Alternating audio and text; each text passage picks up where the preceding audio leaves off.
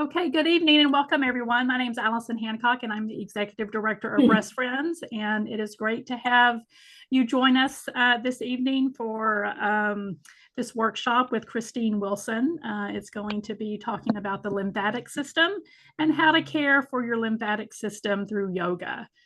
Christine has been teaching yoga for Breastfriends on Fridays, and it's a wonderful way to relax and to get your body moving. And we thank her so much for her willingness to volunteer and give her time. So thank you, Christine, for being here. This is recorded, so if you do not want to have your face on camera, please mute the video, and then if you don't want your name to appear, you can change your name as well. Also, we'd like to ask everybody to mute your audio, and there will be a time for questions to Christine. So I will let Christine take it from here. Thank you, Christine. Thank you so much, Allison, and thank you everyone for being here this evening. I am so pleased to present this information to you.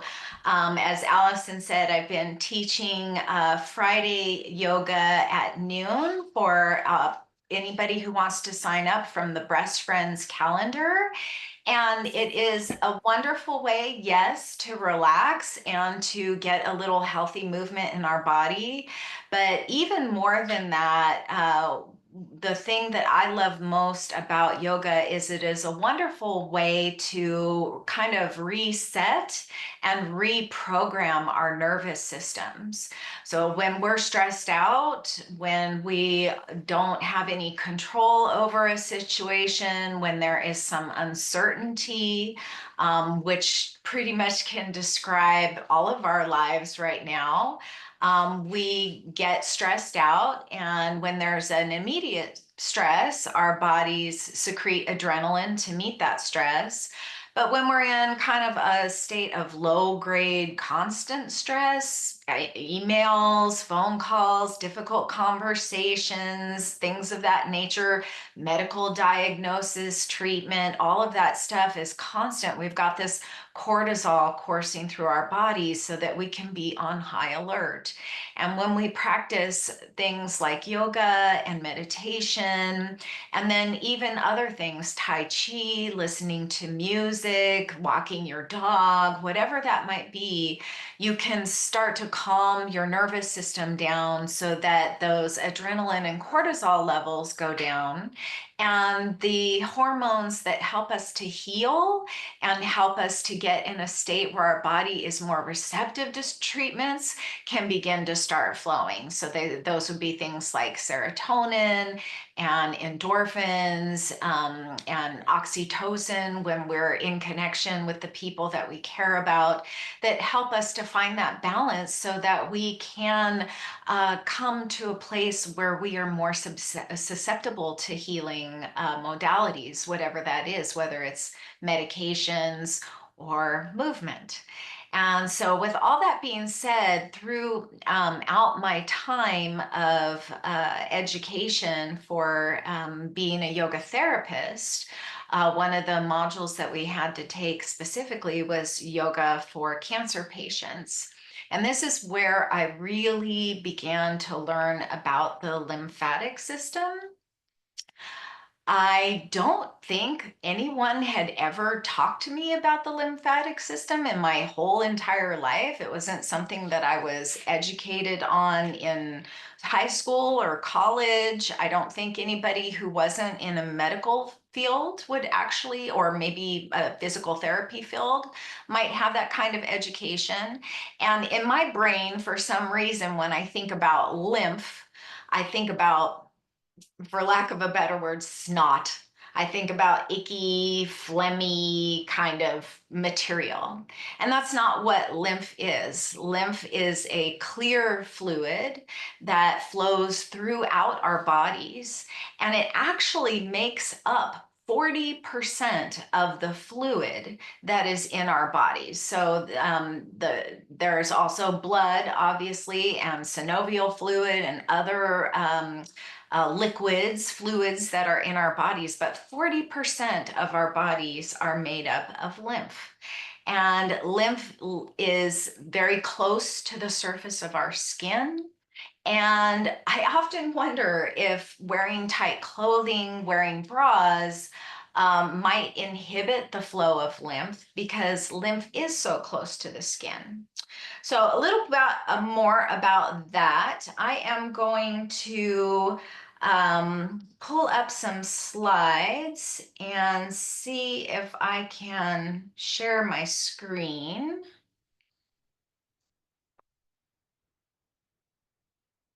Bear with me just a moment as I get into slideshow view. Whoops. And that covers up the whole Zoom meeting. So maybe let me see if I can share first here, Allison. Share my screen, and I think you're going to have to give me permission. Well, you should be able to. Let me. There you go. There we go. So you're seeing my title page there, Lymphatic System Support. And first, before we get too far into this, I'd like to do just a gentle practice to invite presence, and then we'll go over the lymphatic system and what it is, we can see when it's maybe dysfunctional or unhealthy, how we can support it to be more healthy, and then we'll do a gentle practice that will include lymphatic massage. And you are all welcome to join me for that practice. You'll be able to do it right from your chair, or if you have a yoga mat or want to be on the floor, you can certainly do that. You could also practice this right on your bed or on your couch too. So just to be comfortable. But for inviting presence, one of the major benefits of practicing yoga that I have found in my life is the ability to be present with whatever is happening in the moment. And I can maybe give a few examples of not being present that you might be able to relate to. For instance, maybe you drive the same route to and from work every day, and some days after work, you find yourself at home and have really very little recollection of the drive home because you've been thinking so much in your mind on the way home that your nervous system, which develops all of these patterns, has just kind of kicked in and taken over for you and made sure you got home okay. Or for instance, you might be having a conversation with somebody and your mind wanders off and you have to ask them to repeat the last thing they said, or worse, you don't feel comfortable repeating asking them to repeat themselves, and then you miss maybe something important. So I know we're all visiting with each other tonight, probably from our homes, and you might have kids and animals and family around. So one of the things that we can do to kind of help ourselves release the distractions that are around us, release distracting thoughts, is to really intentionally become present. So wherever you're sitting or lying down today, I'll just ask you to kind of begin to notice your breath. Wherever that first prominent place is that you feel your breath, it might be at the end of your nose as the air flows in and out of your nostrils. It might help to close your eyes or soften your gaze here. And see if you can really just focus on the sensation of your breath. Maybe you feel it expanding in your heart, at your chest, up in your shoulders, or perhaps down in your belly. And just taking some time to be with your breath. And it's actually pretty miraculous that we have just the right amount of oxygen on our planet for us to survive. So maybe as you breathe here, you might just acknowledge what a miracle that is, that we're all here and we're breathing together. One of the other beautiful responses our body has is to gratitude. And when we are in gratitude for something even as seemingly simple as the breath, we begin to lower cortisol levels and we get to raise endorphins and serotonin and other hormones that help us to find balance and help get our bodies into a place where they can be restored and renewed and healed. So just taking that time to be present with your breath, to just have some appreciation for the breath. And then along with that inhale, we'll let the exhale relax the face, relax the jaw, relax the shoulders, soften the belly.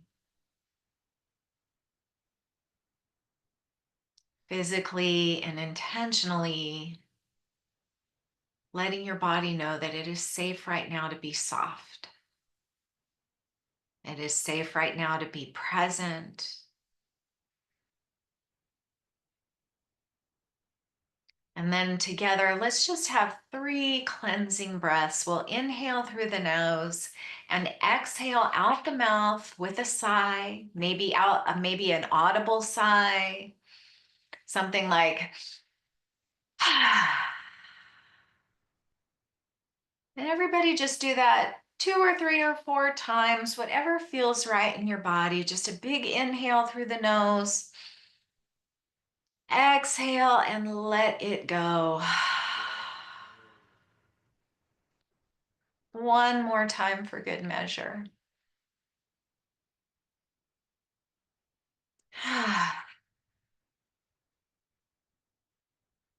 And then if your eyes are closed, you're welcome to blink them open. Or just listen with your eyes closed if that's more restful for you. And first, we're going to take a look at one slide I include with every presentation, and that is the body dashboard. We need to take care of all of those basic things that we all kind of logically know about, but somehow they sort of slip through our fingers. Deep rest is one of the most important things that we can give to our body, and one of the most important ways that we can support our lymphatic system and our immune system is by getting good deep rest. So making sure that your sleeping situation is comfortable and safe. For myself, I like a dark room with a fan going so that if there's any dogs barking or other sudden noises that they don't startle me awake. Some people prefer to have music on or maybe a little bit of light.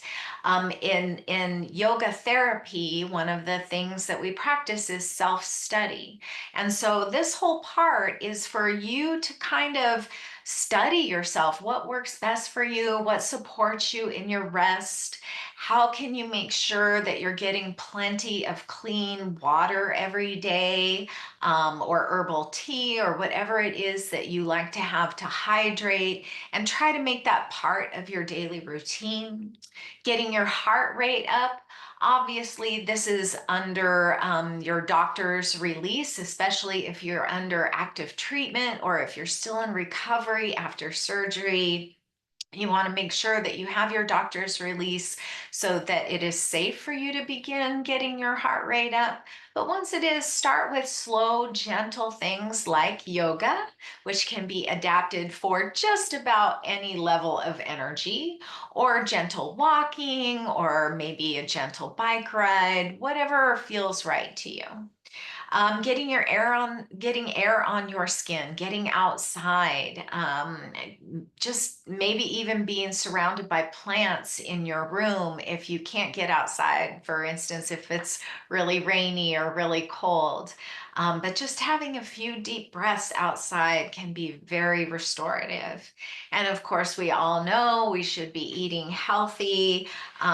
Sugar is just an addictive substance that tastes really, really good and helps to make us feel better. God, who doesn't love to have a donut every now and then? I sure do.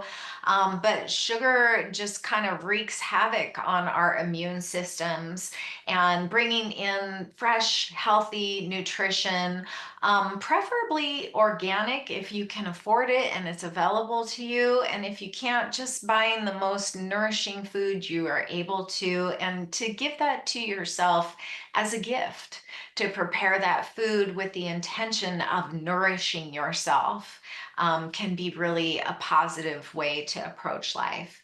And then elimination, which, talks about the obvious things like pooping and peeing, just to put that all out there, but also to cry. Sometimes we need to let some emotions go. Sometimes we need to laugh hysterically. Sometimes there are habits or practices or maybe even toxic people in our lives that we need to be able to let go of. And then right brain things that are creative, things that get us our imaginations going, whether that is art or music, yes, or maybe cooking or decorating or gardening or whatever it might be, crocheting. I know a lot of people do. So whatever you can do to be creative and engage the right brain helps to balance out the body, because we live in our left brain so much. So left brain is that logical thinking mind where we're up here in our head. The right brain is the emotional creative mind. And when we have balance between those two sides, we also have balance in our nervous systems, and then that trickles down to our lymphatic system and our immune system. So let's see here. I'm going to get myself out of the way there. All right. So the lymphatic system is part of the pranamaya kosha. In yogic philosophy, our bodies consist of 5 koshas. Those are the annamaya kosha, or the physical body, what we refer to in yogic philosophy as the food body. So that's like your skin, your muscle, your ligaments, your tendons, the actual physical body. The pranamaya kosha is the energy body. So that's the breath, the lymph, the blood, the vitality, that part of our body. We also have the manomaya kosha, which is the mental body, the thinking body. The Vijnana Maya Kosha, which is the wisdom body, the part of us that knows certain things to be true, the part of us that is kind of our wise mind. And that differentiates from the mental body, and the mental body can be anxious or depressed or worried or fearful or excited or whatever a particular occasion might bring forth from us. But that wisdom body is kind of a deeper layer. And then we have the Anandamaya Kosha, which is the goal of yoga and meditation, the bliss body, the part where we just know that the universe has our back, and we just love life and love every aspect of it. And if we're really, really lucky, we might get very short glimpses of that out here in the real world. But for tonight, we'll be talking primarily about the pranamaya kosha. Like I said, that is the flow of prana, and it is also where our blood, our lymph, our cerebral spinal fluid, all are located, and also where the chakras are. So if you're into yogic philosophy and you know about the chakra system, the chakras, which kind of govern our development, our ability to think and express and love, and to be intuitive, that chakra system is also in the pranamaya kosha. Like it says here, the blood brings in the groceries, the lymph takes out the trash. So one of the things that the lymph is responsible for as it flows throughout our bodies is gathering up cellular debris, abnormal cells like cancer cells, bacteria, viruses, toxins, like from, our food that maybe has pesticides on it, or heavy metals in our fish, or whatever else. The lymph kind of carries all of that away for us. So the blood brings in the oxygen and the nourishment from our food, and the lymph takes all of that out. The lymph passageways are actually located right underneath the skin. So if you've ever skinned a piece of chicken, a chicken breast or a thigh, there's a little membrane that is underneath the skin and right on top of the muscle, and that is the fascia. We too have fascia in our bodies. It covers us from our head to our feet, and the lymphatic passageways reside in that membrane. So if I were to literally lay a nickel on the back of my hand, that's all the pressure that would be required to be touching the fascia, to be giving sensation to the fascia and to the lymphatic vessels that are located in the fascia. So when we do our lymphatic massage practices, we don't need to press very hard. We can be very, very gentle with ourselves. We can do things to balance the lymph and the prana, like connecting to nature, good nutrition, fresh air and water. Rituals can also be really great too. And again, that comes in a lot with yoga therapy. There is a practice of our daily dinacharya is what it's called. And it's basically our daily well, for yogis, it's our yoga practice. It is our meditation. It might be a nice long shower or a self massage. It might include lighting a candle or having a cup of quiet tea. Whatever kind of feeds your soul, nourishes your spirit, nourishes your body. So that's our daily practice, but we can have other rituals too. Maybe that's taking your dog for a walk, but whatever it is that kind of is daily for you is what we're looking for here. When we're reprogramming the nervous system, we are reprogramming years and sometimes decades of habitual patterns. So the best way to change any kind of pattern is to change how we respond, to do something new, to replace that pattern with something new. So being able to kind of give that gift of time to yourself every day is really important. And then another way we can support our lymphatic system is to do other kinds of breath practices and just be aware of your breath. So even throughout your day, as you're working or driving, you might notice, oh, it's been a while since I've taken a deep breath here. And maybe just taking the time to take 3 of those cleansing breaths we just practiced together, taking a nice big inhale through the nose and a big exhale, just softening your body and letting go of stress can start to retrain our nervous systems to find that more calm, balanced state. Things that cause imbalance are prolonged stress, fatigue, muscle weakness, trouble concentrating, unexplained pain, polluted air, noise pollution, smoking, too much talking, anything else that you might think of that is on this list of things that just are in your daily life that make you feel a little bit off kilter, a little bit out of balance.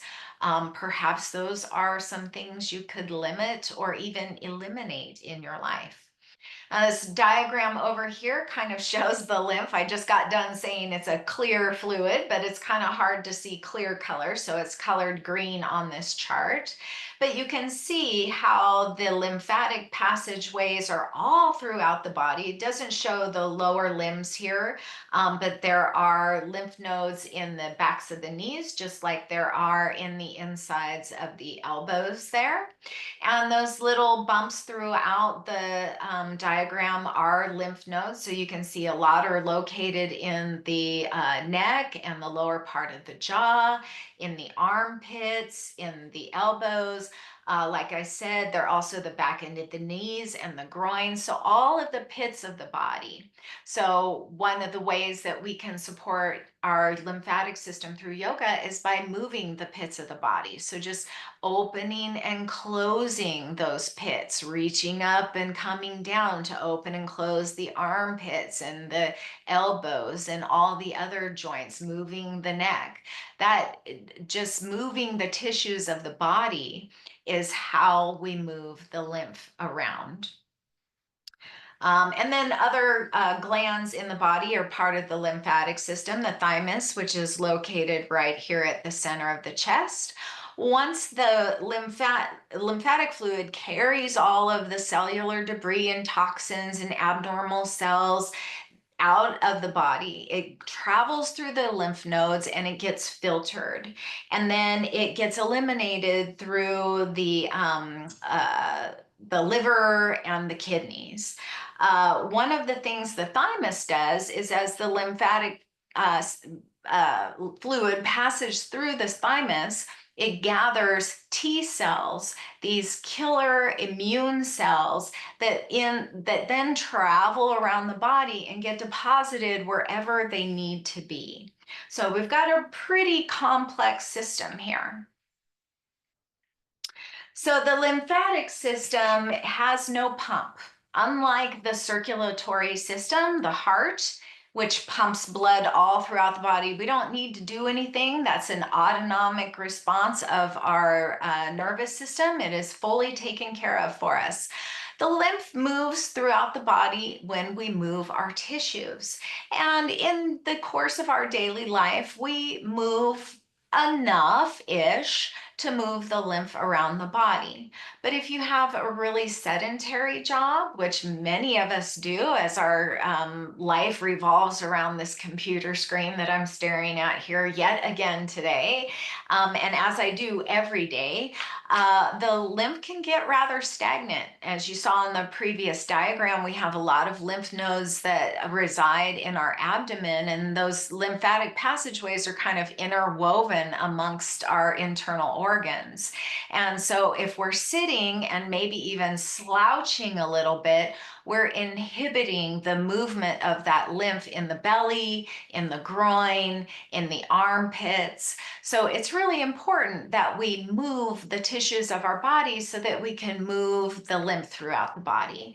I said at the beginning of this webinar, I think before we started recording, that if I wasn't on camera, I would not be wearing a bra right now. I feel like the more I learn about the lymphatic system, the less inclined I am to wear any kind of tight fitting clothes.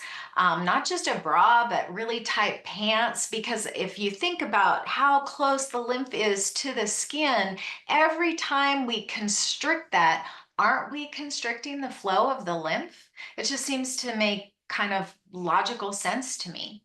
So stretching also helps to support that. Like I said, the lymph carries those immune system T cells, which are rich in lymphocytes. They fight infection. They help to kill rogue cancer cells before they can start growing somewhere else. The lymphatic system is our filter. And the movement of the diaphragm also helps to move the lymph as we breathe. So those deep belly breaths that we took at the beginning of our time here together also help to move that lymph back out and around your body. And it is part of and affects all of the body systems. So the lymphatic system responds to the immune system. The immune system responds to the nervous system. The circulatory system, the respiratory system, all respond to the nervous system. So everything is really interconnected, and whatever we can do to support any of those systems is going to be beneficial for us. And of course, keeping your immune system strong keeps you better equipped to deal with whatever life brings your way, whether that is a physical stress, an emotional stress, a mental stress. And then one thing that happens, especially if you've had lymph nodes removed, is lymphedema. So lymphedema can impair the flow of your lymph even further, and it can be further impaired from chemo and radiation, surgeries, infections, things of that nature also negatively impact the lymphatic system. So then it becomes even more important to have that healthy flow. Some risk factors, even beyond our excess weight, that puts a lot of pressure and it taxes our lymphatic system. Hypertension, older age, which we can't do anything about, smoking, rheumatoid or psoriatic arthritis can also impact the health of the lymphatic system. I would stop for just a moment if anybody has any questions. I haven't seen anything come up in the chat. If you have any questions as we're moving along here today, please feel free to go ahead and type them in there. And if I can answer them as we go, I will, but I will also hold space at the end of this presentation before we do our practice for questions.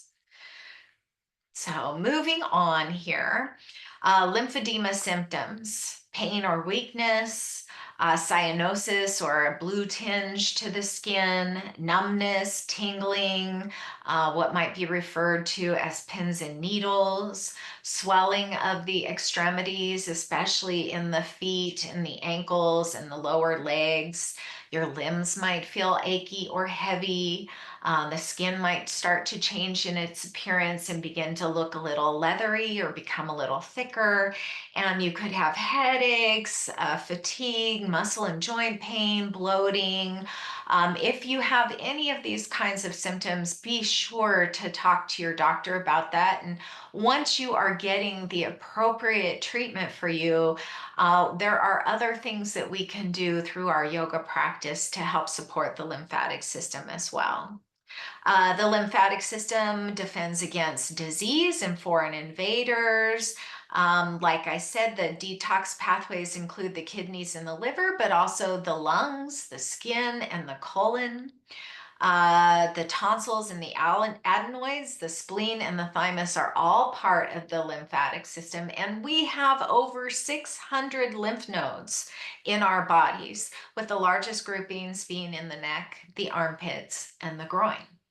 So to support this, we can do gentle stretching, which yoga is all about in the asana part of the practice. That is the part of the practice that most of us here in the West are familiar with when we talk about yoga. It's all about doing your downward dog and your warrior poses and that kind of thing. And yes, that is true. Yoga consists of asana. But asana is only one of the 8 parts of the yogic path. So if you wanted to get a little bit deeper down that yogic path, you might embark in some yoga therapy or some yoga training to talk about some of those other pathways where you might find support.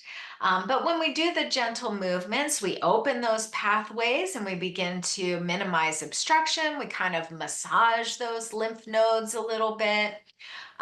For our upper body, we can do things like just shoulder shrugs or cactus arms, opening and closing the elbows here. We can do kind of isometric squeezes, so a squeeze and a release, squeeze and a release. Lower extremities, bridge pose, many of us are familiar with, or pelvic tilts, hugging your knees into your chest, kind of massages the abdominal area as well as the groin.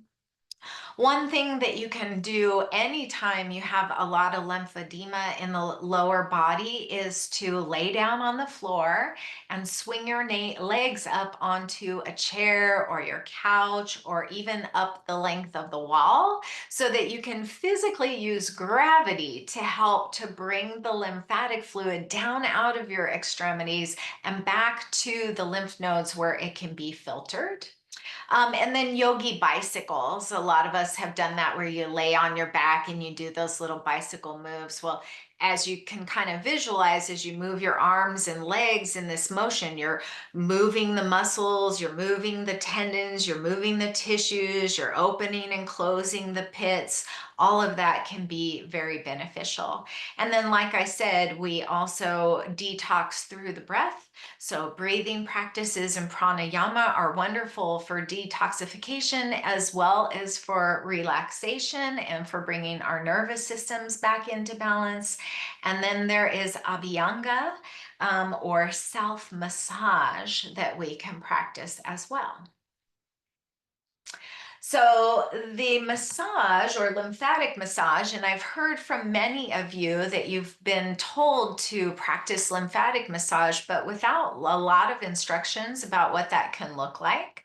One of the things to think about is you probably don't want to do it right after you've had a big meal. So probably don't want to do it after a Thanksgiving meal if you're celebrating that this year, because you're already very full and you've got a lot going on in your abdomen and your body is busy digesting. So we don't want to have our body do too much at one time.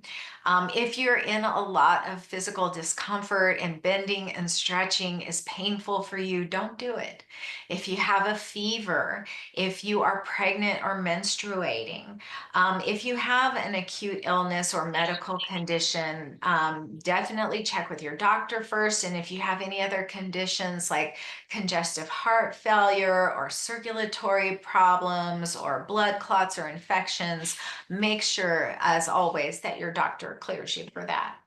The benefits of self-massage, abhyanga is just the Ayurvedic term for self-massage. Ayurveda is a sister science to yoga. It's been practiced for thousands of years. And the way that the ancient yogis practiced was to use warm oil and massage every part of their body from their toes moving upward.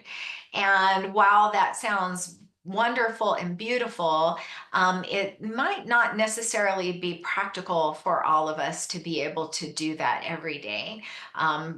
Primarily because once you get all greased up like that, you kind of have to go take a shower, and it can be a pretty long process.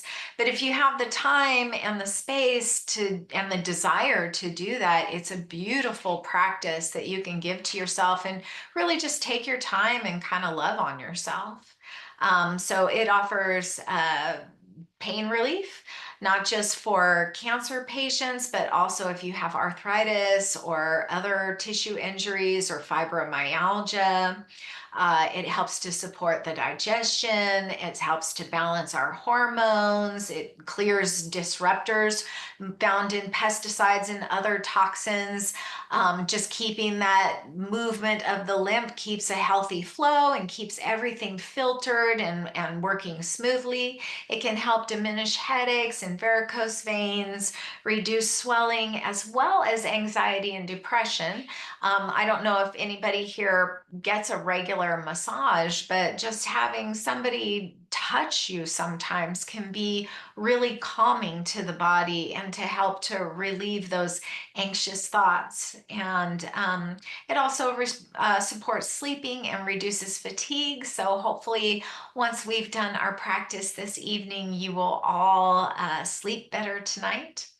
And it also helps us to reconnect to ourselves. Many of us are all doing for everybody around us. We're the mom, we're the wife, we're the worker, we're the teacher. We are always doing things for other people, and we don't stop very long to just take care of ourselves. And if you have abandonment issues, being able to reconnect to yourself is one of the best ways that you can start to heal that. If you don't have time for the full warm oil massage, you can do what I'm going to practice with you today, which is just a self massage with your clothes on. But if you are into dry brushing, you can use your dry brushing practice to do your lymphatic massage. If you like tapping, that can also be used for lymphatic massage. You can kind of do an annual cleanse to support your lymphatic system. So I'm not talking about like a really strict fasting thing, but just eating very simple, easy to digest foods can help to kind of give the body a break a little bit, not have to work so hard to digest all the things that come in, not just food wise, but information and emotions that are coming in. We want to be able to cleanse ourselves from all of that. So maybe even just taking a break from social media might be a wonderful thing to do. And then if you are going to do the self massage, you can do it with or without oils. But if you're going to use oil, you might like to warm up some sesame oil or coconut oil, which is especially nice for inflammation. Or if it's summertime, jojoba oil can help cool. There are a lot of places online where you can buy different oil blends that have different scents to them. One of the really great places online is Banyan, Banyan Botanicals. They have a lot of information about Ayurvedic cleanses, and they have a lot of different oils you might explore trying out if you're interested in that. They're not a sponsor, and I'm not affiliated with them, but I have had a lot of really good luck buying things from them. Meditation, again, just calming the body, calms the nervous system, which helps to balance the lymphatic system. Singing and humming, we don't think about that a lot with our lymphatic system, but because we have a lot of lymph nodes in the neck, in the jaw, when we do things like sing and we stimulate the throat or we hum with some vibration, that also makes some movement here for the lymph nodes in the body and can help support that for us moving forward. Not to mention that it also stimulates the vagal nerve, which is really important for, once again, balancing out our nervous system. And then bilateral movements will also help to find balance, from that left brain to right brain, moving one arm long and bending the other at the same time helps to increase presence, because we kind of have to focus on what we're doing in order to stay coordinated. And it also helps to support neuroplasticity, which is really important for us as we get older, so that we can remember what's happening in our lives. And so we have what do we have? 35 minutes or so left in our time together. Oh, a little more than that, actually, almost 45 minutes. So I'd like to open it up for questions. I've seen a few chats come in, so I'm going to open this up.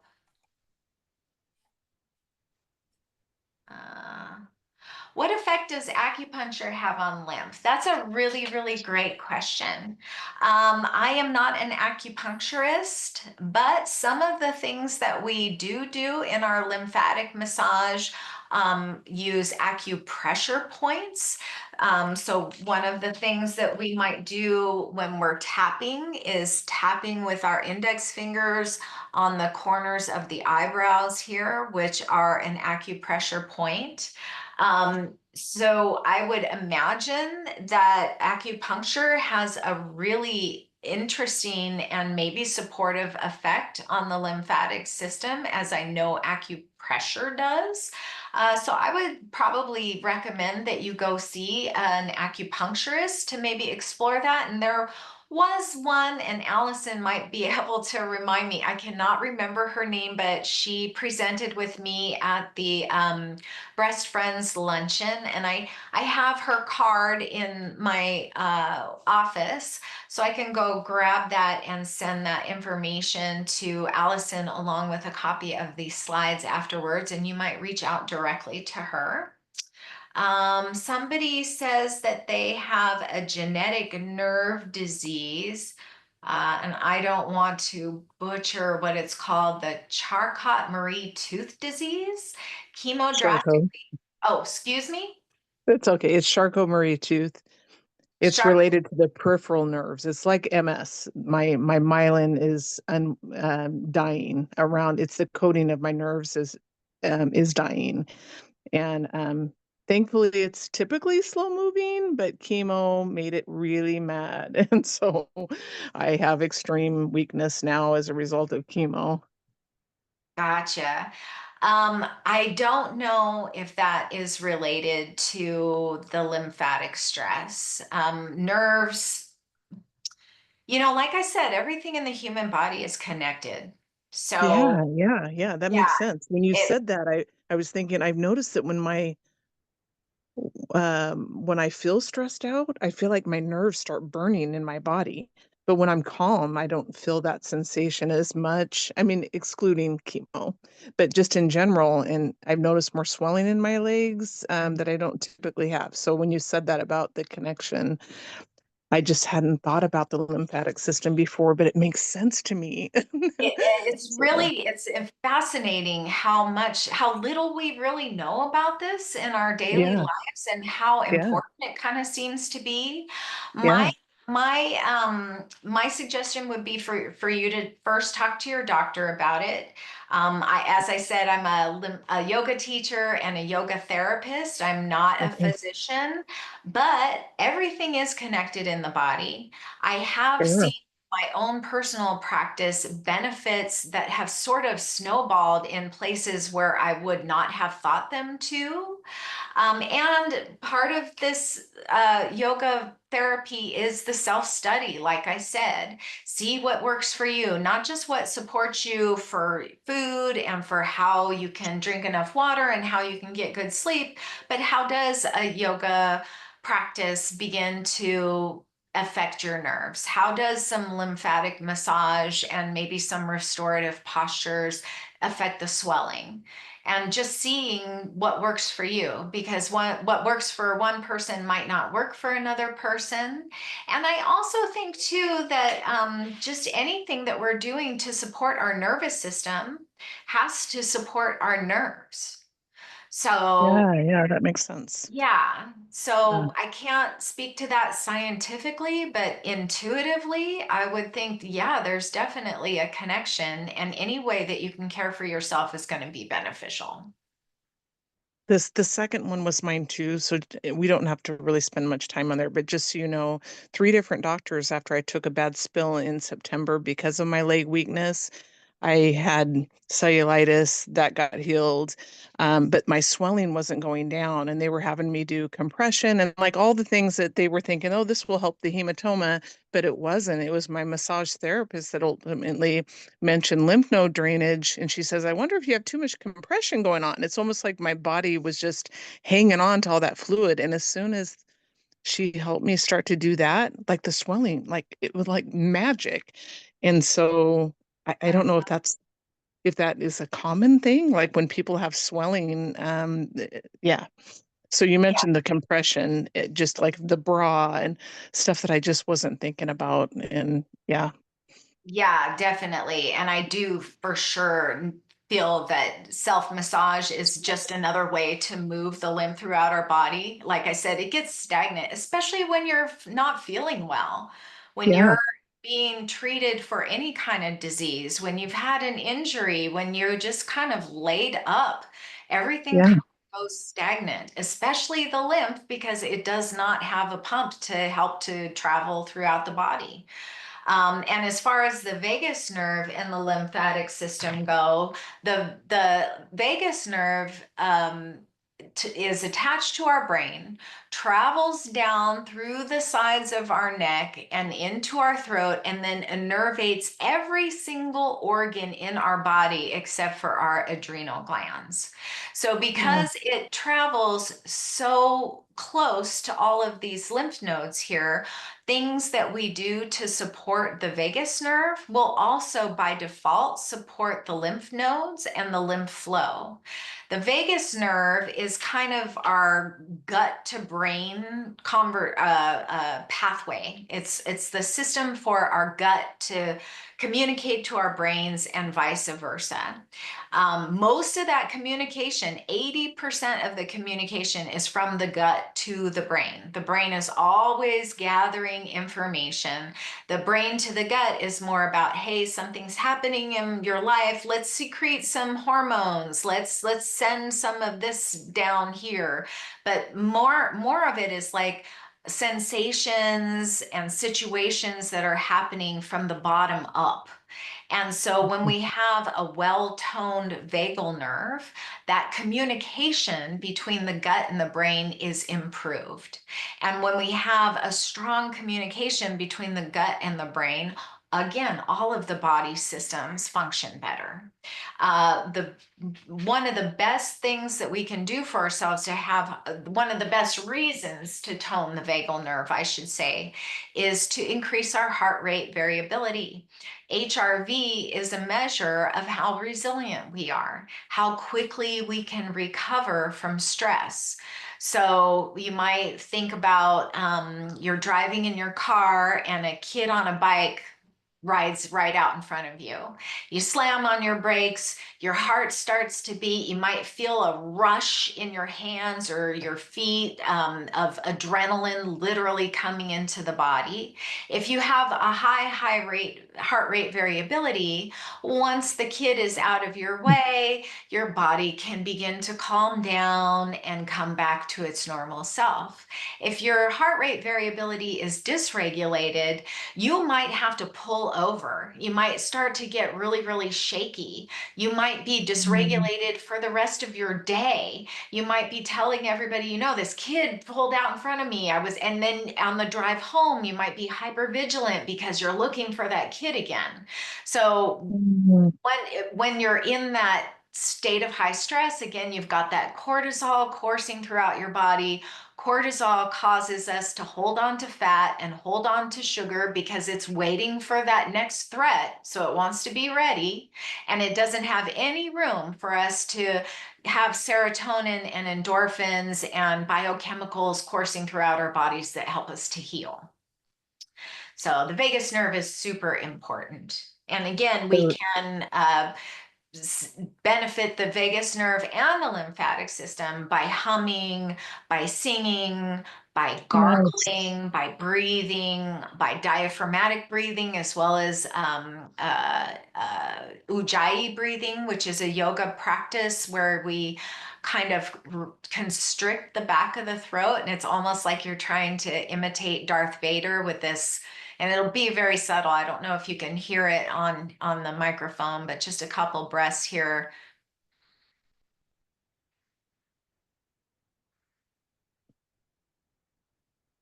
So almost like you're trying to make your breath sound like the ocean. Yeah, so all of those things can be really beneficial for us. I asked the vagus question because I felt dizzy before I ever got the cancer diagnosis, and I was tested to make sure I didn't have a blood clot in my brain and chest, and they're like, because my D-dimer was like double the normal level, so they thought I had a blood clot. They sent me home saying, nothing's wrong, you're okay. But within a few days, I realized I hadn't had my annual mammogram. I was 3 months late. And sure enough, within 2 weeks, it tested positive. And as soon as I got the diagnosis, it seems like my vagus calmed down because I stopped feeling dizzy once I got the diagnosis. And I found that there's a study that is being done between the vagus nerve as an early detection that there's cancer in our body. So that's why I asked that, because I just thought, oh my goodness, there's so much that I don't know about the body. Oh my God, I thought I thought I Yeah, was doing okay. So thank you for your explanation. That helps a you're lot. very 'Cause, welcome. Yeah, like I said, 80% of the communication in the vagus nerve is from the body to the brain. So you're right. That amazing. is very much your body trying to send you a message. And Yeah, that's yeah. one of the skills that we build in yoga is the skill of interoception, which is that ability to be in touch with our bodies.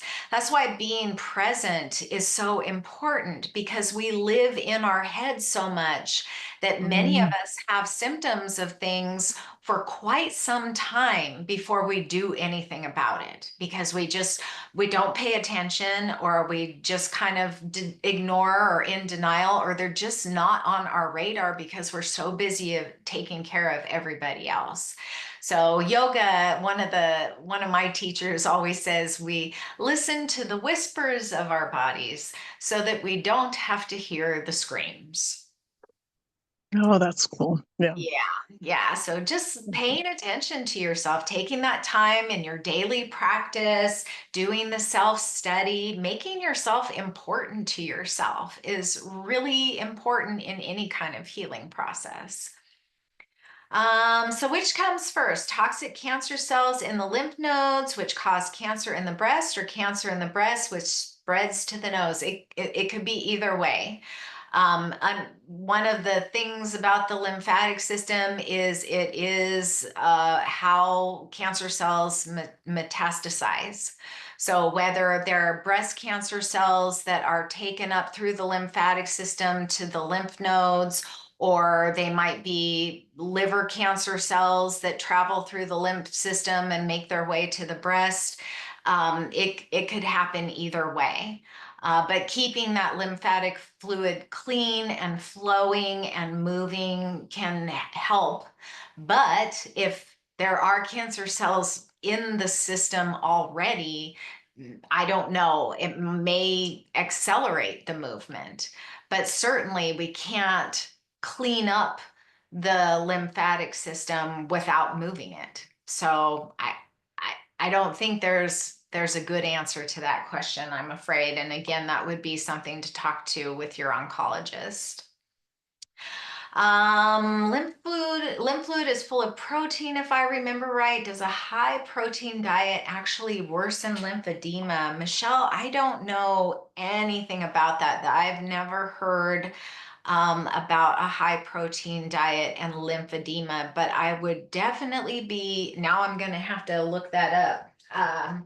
Because I'm always very interested in learning what I can about that. So I will do a little bit of research, and when I send these slides over to Allison tomorrow, if I find a question, an answer to your question, I will definitely include that. That is great. All right. So that's the end of the questions in the chat. Does anybody else have any questions that they would like to share at this time?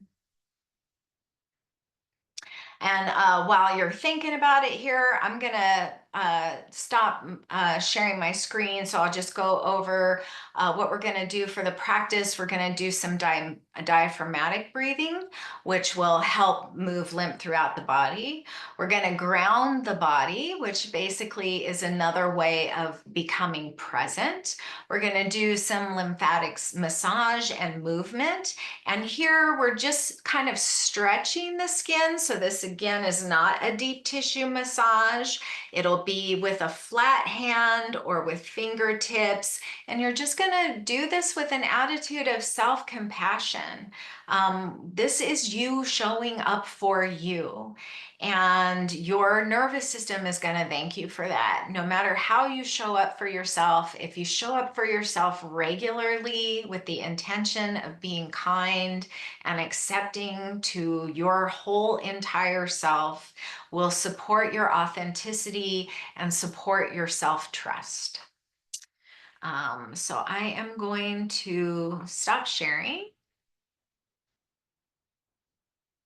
And I'm going to pin myself down for this practice. And again, throughout this practice, if you want to unmute, if you have a question, if you're not sure what I mean when I say something, feel free to unmute yourself. Now, I am going to practice with my chair back here on a yoga mat so that I can show you how you can do this from your own chair. I will check the chat for questions again before we close for the session. And I forgot I had my funky socks on. I like to be barefoot when I practice yoga because that's really important in grounding. So when we're grounding, just like focusing on the breath can help you to feel more present. It can help you to feel anchored to your body and to the present moment. So can grounding. And what grounding means is literally to just feel yourself on the ground, feel your feet on the ground. So if you've been sitting for a while and you want to come to stand, you're welcome to do that. If you'd rather be sitting in a chair or on your bed or on the floor, you're welcome to do that as well. Nothing fancy here, just make yourself comfortable. And then just begin to focus on the feeling of your feet on the ground or whatever part of yourself is being supported right now. So that might be your sit bones, the backs of your thighs. If you're sitting cross-legged on the ground, it might be your calves and your sides of your thighs. Whatever part of yourself is being supported, you can maybe close your eyes or just unfocus or soften your gaze.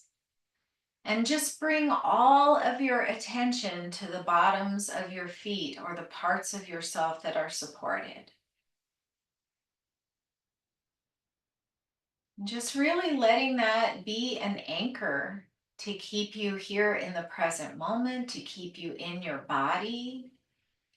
When many of us are injured or have any kind of disease or any kind of discomfort in our body, that's the last place we want to be. But being in your body and paying attention to yourself is very powerful for healing. So just really focusing your attention there. And if that's hard for you to visualize, you might think about, say you're in bed at night, it's dark, you've misplaced your pillow, and you're kind of feeling around in the dark for your pillow. All of your attention is here in the palms of your hands looking for your pillow. So you don't need to see your eyes because all of your attention is focused here in your hands. So maybe you might feel now your hands resting on your lap. And just feel the fabric or the skin underneath your fingers, underneath your palms. And you might look for that prana because this is the pranamaya kosha. So you might be able to sense some aliveness in your hands or your feet. Maybe just a very subtle sort of energetic tingling. Just a sense of aliveness and vitality.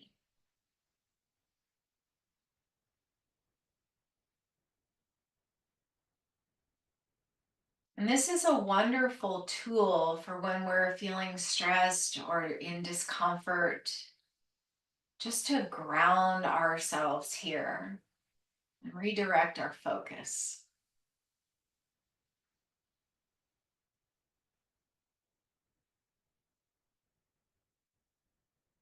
And then with yourself grounded here, again, shift your attention to your breath. And I'd like to invite you to bring one hand and then the other over your belly. And see if you can feel your belly expand into your hands as you inhale. And then feel your belly soften under your hands as you exhale. And while you're here, just let your elbows be heavy and your shoulders be relaxed. You're not trying to force the breath or change the breath. You're just looking to see if you can deepen the breath a little bit by inviting it down into your belly.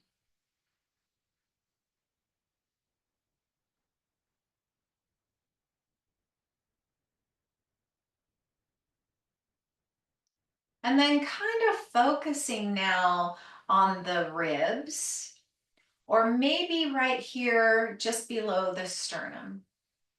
You might bring one or both hands to the sternum, or the backs, or the backs or the front of the palms here to the ribs. And see if you can feel that expansion here at the diaphragm, beneath the sternum, or out into the ribs. And this is where the diaphragm is. And there's a big bundle of nerves right here at the solar plexus. Also located in this area is the stomach, the pancreas. And so we're just giving all of the lymphatic passageways, the lymph nodes, the abdominal organs, a little massage every time we intentionally breathe with the diaphragm. We're moving that muscle up and down. When we inhale, the diaphragm, which is kind of flat, sort of drops down into like a smile shape. And when we exhale, it sort of pushes up to push all of the air back out.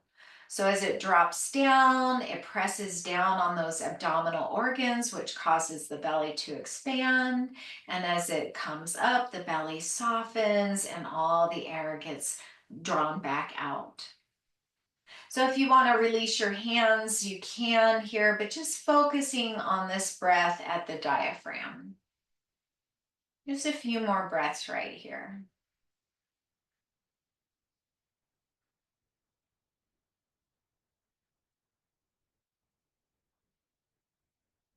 Soften the muscles of your face. Feel your feet on the ground or your hands resting in your lap, and focus on your breath. And again, you can do this seated, or even lying down.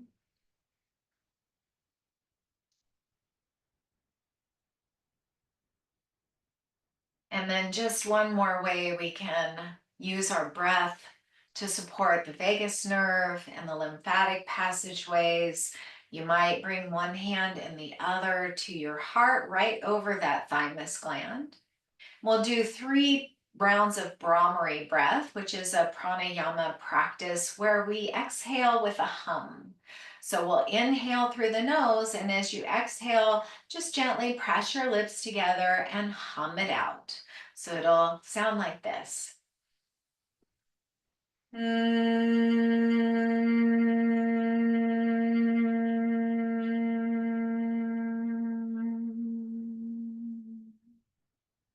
And just come back to your regular breath for a few rounds.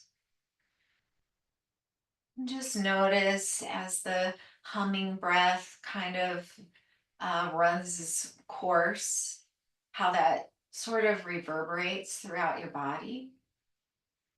We'll do that 2 more times, and as you hum your exhale, feel the vibration in your body. Notice all of the places where you feel that sensation. You might feel it right under your hands. You might feel it in your throat or your jaw. You might even feel it in your shoulders, in your back, or maybe your belly.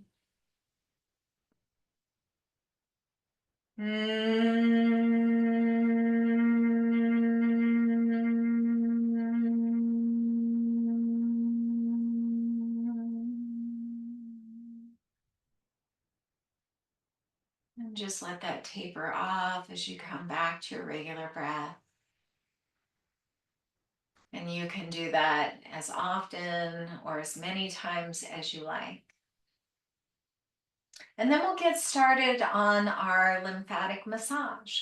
So I'm going to do this from my seat. If you are also in a seat, one of the things you can do is bend your left knee and bring your foot right to the edge of your chair.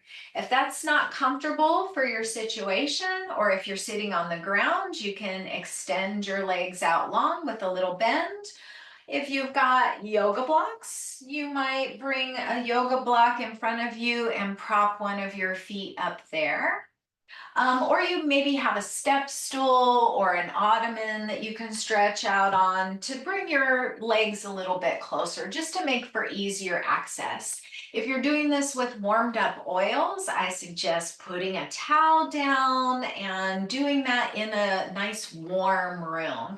Probably won't be doing that tonight, but if you decide you want to do that tomorrow or another day before your shower, I do recommend putting down a towel and just stretching out on the floor. But for now, we'll just start with that left foot. So however you can get to it easily. And again, if you're on the floor, you might just stretch your leg out and bend and reach here. You could also put some pillows underneath your legs to offer yourself a little support. And we're just going to start at our extremities. So we're just going to bring our fingertips, and again, it's just a very soft stroking motion. Almost like you're petting a cat with that same kind of energy, not like you're petting a dog, maybe like the touch that you would use to stroke a baby's tummy or something.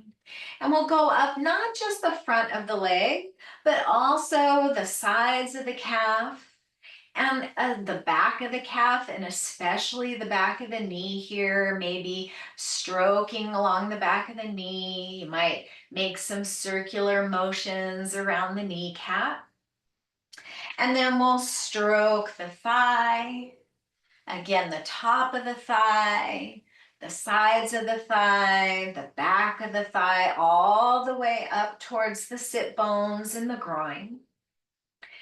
And it's just very gentle. Again, it's right under the surface of the skin. We're not doing a muscle massage. We're massaging just that fluid. And then we'll switch to the other leg. Now, other ways that you might stroke are closing your hands and using the flat part of your curled fingers. You might also like to knock with the flat part of your curled fingers. So you could knock or tap all the way up, again, very gently, getting into the sides and the front and the back. Maybe a little tapping here behind the knee, little circles around the kneecap, and then again, tapping your way up the leg. And like I said, if you practice dry brushing, you could do the same kind of motion, but just using your dry brush, moving from the lower extremities up towards the center. And then just shake it out, maybe tap your feet a bit, and just notice how you feel. Notice what's happening in your body. Notice any shift in your energy. Maybe you don't notice much at all, and that's definitely okay. And then we'll move to our arms. So we're just going to, once again, take your left arm out straight and use your right hand to just stroke, knock, tap up from the fingertips along the lower arm, inner, outer sides, the inner elbow, the outer elbow, all the way up the top of the arm. And then you could either stroke from here, or maybe you're resting your hand down, especially if you've had some recent surgery, you can keep your hand down low. Or you might bend your left elbow and point it up towards the sky and stroke down this way. Drawing all of the lymph up the arm towards the armpit, and you could even gently stroke here in the armpit. And then again, we'll do the right side. So always finding balance and always starting from the lower extremity towards the center of the body. So we're drawing all this lymphatic fluid up to the lymph nodes where it can be filtered, and towards the thymus where it can collect new immune cells to send around our body. And then again, making sure to get the back of the arm and the armpits in whatever access way works best for you. And as I said, if you are experiencing any of the conditions that I mentioned, menstruating, pregnant, if you're in pain, definitely just watch and take notes for when you're in a place where you can do this a little more easily. And then we're going to take our first two fingers here right to that acupressure point at the inside of the eyes, just of the eyebrows rather. And you're just going to kind of bow your head forward a little bit so that there's just a bit of weight in your fingers. And we're just holding steady here.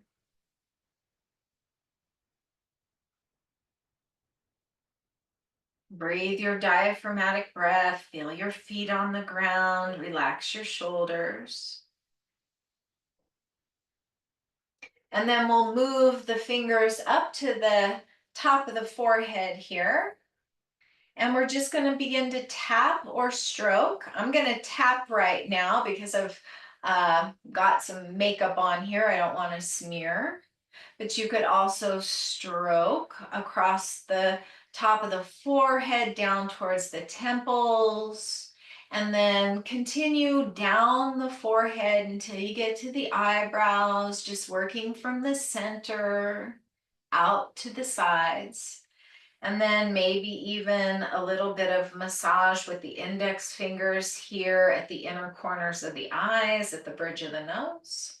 And then perhaps some tapping under the eyes, across the tops of the cheekbones.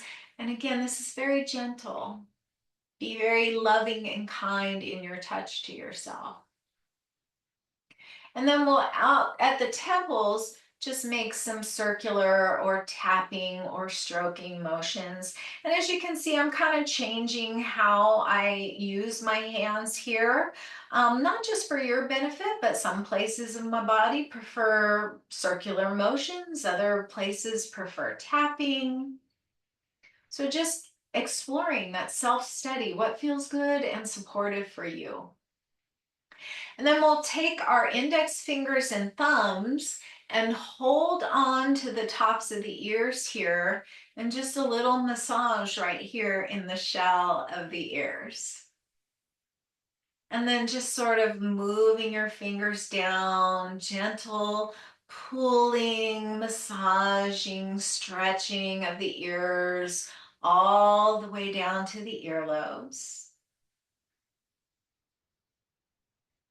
And then we'll bring those index fingers again right here behind the earlobes where the jaw meets the neck. And they might find a little place there. If you are a teeth grinder or clencher, it could be pretty tender. And then again, you might just gently stroke or tap your way down your jaw to your chin. And then we'll move back to the ear, behind the earlobe, and here we'll stroke or tap down the sides of the neck. And you might just picture that diagram that I showed, showing the lymphatic passageways and all the little lymph nodes. And you might even be able to feel some little lymph nodes here in your neck. When they're tender, that's an indication that maybe you've got something going on. Usually I notice that if I'm about ready to have a cold or getting over a cold. And then we'll bring our two first fingers again to the insides of the collarbones here. And we're just going to tap across the top of the collarbones out towards the shoulders, coming inward and working your way out a few times. And then right on top of the collarbones, and then just below. And you can do this as long and as often as you like. And then we'll bring all the fingertips together, so kind of like you're doing a shadow puppet here. And we're going to just tap right here under the arms, as high up as you can comfortably get. along the rib cage.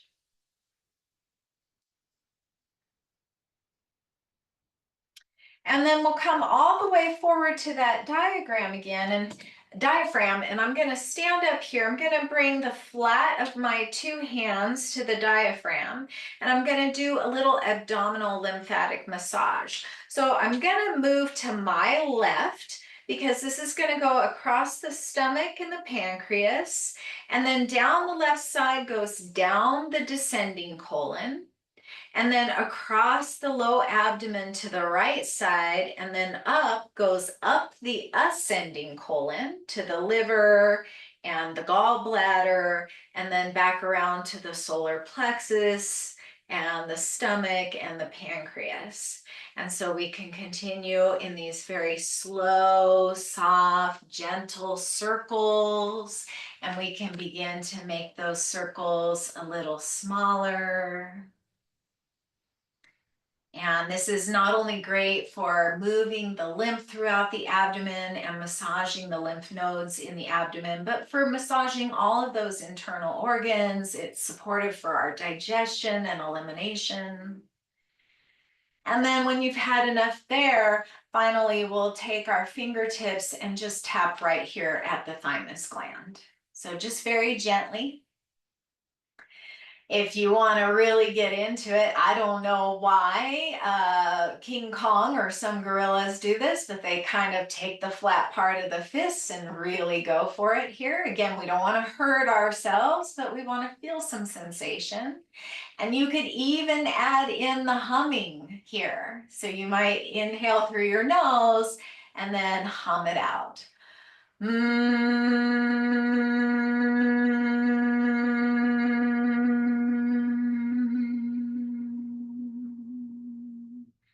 And then just let that float away. Release your hands. Rest your palms in your lap or on your belly.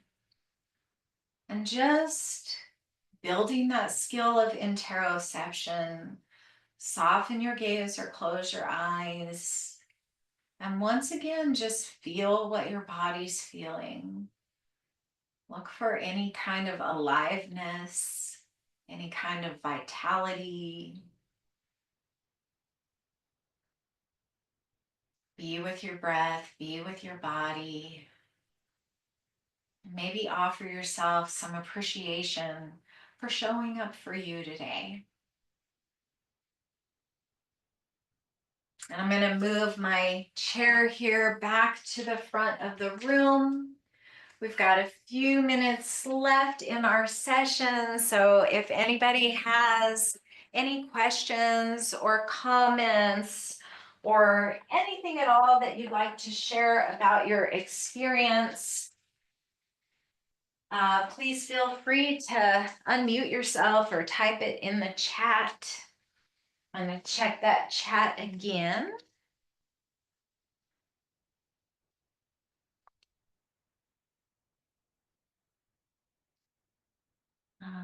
Oh, here we are. Robin's responding to your question, Carol.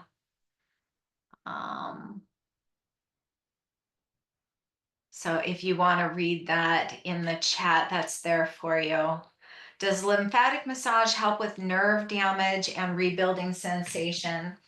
I don't know. I wish I had an answer to that. I will add that to my list of things that I will look for more. I don't have as much training on the actual nerves of the body. I do in the nervous system, but how the nerves work with the lymph is a great question and something I am really looking forward to learning more about. So if I find some kind of answer to that, I'll include that with the PDF slides of this presentation.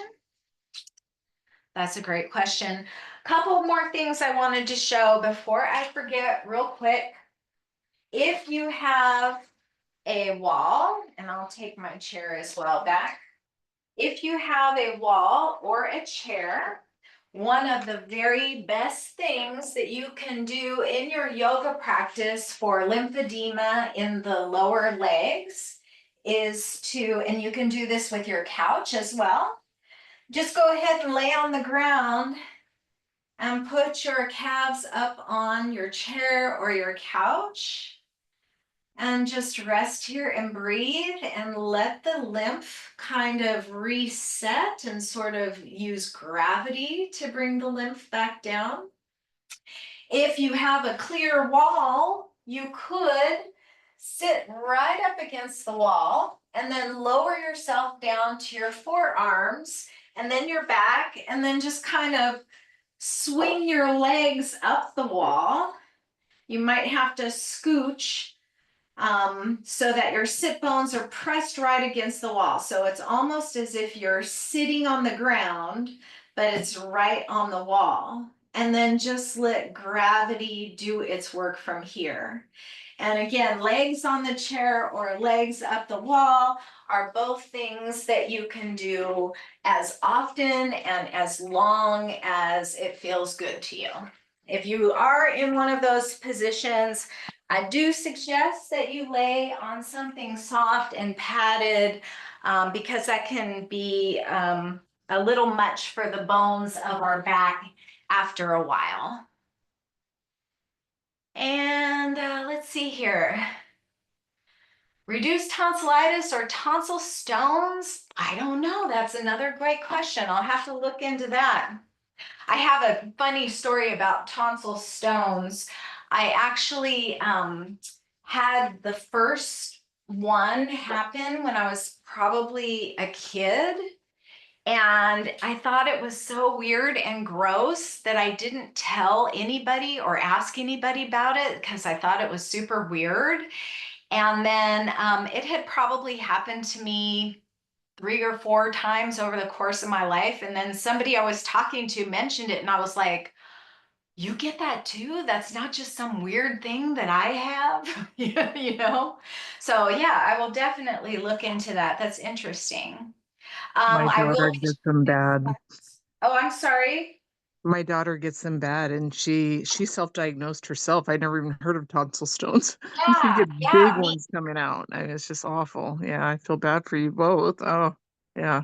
It's not something that happens a lot, but it was just one of those things. And I don't know if anybody else can relate, but sometimes we have things that happen to our bodies that we feel a little shame about and a Yeah. little confusion, and we've never heard of it before and nobody else mentions it and we hesitate to ask about it.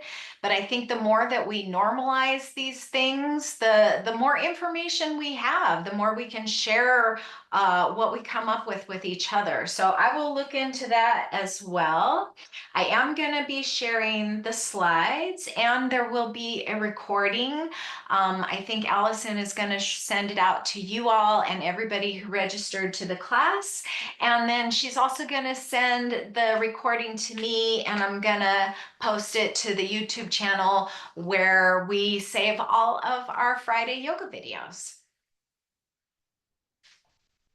And that's about all I have, Allison. If anybody has anything else to share, I know we're at time here. Yeah, thank you so much, Christine, on behalf of Breast Friends and our community. Thank you for sharing this wonderful information. I learned a few things, that I didn't know about the lymphatic system. So thank you so much for sharing.